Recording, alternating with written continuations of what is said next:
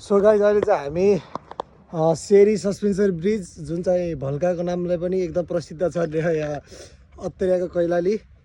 हैन त्यहाँबाट चाहिँ एकदमै राम्रो पोस्टरहरू लागेको थियो अनि रमाइलो लागेर यता आयो पारी जाउँ भनेको त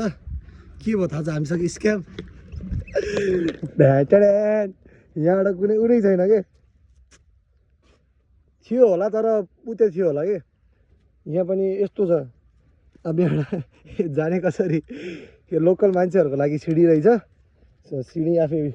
ह्यान्डमेड बनाउनु भएको रहेछ अनि यो चाहिँ सेरी पिकनिक स्पोट सेरी भल्काको हेर्न सक्नुहुन्छ स्क्याम भयो हामीसँग मजा गयो जस्ट फन है के होइन केही छैन केही अब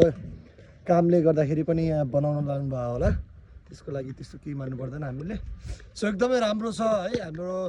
सेरी सस्पेन्सन ब्रिज एकदमै घुम्नलाई चाहिँ है पिकनिक स्पोट चाहिँ दामी छ हेर्न सक्नुहुन्छ अनि पुलमा फोटो खिच्ने उ गर्ने एकदमै राम्रो छ आउनुहोस् मजाले इन्जोय गर्नुहोस् फ्यामिलीसँग अनि साइकल चलाउनुहोस् हैन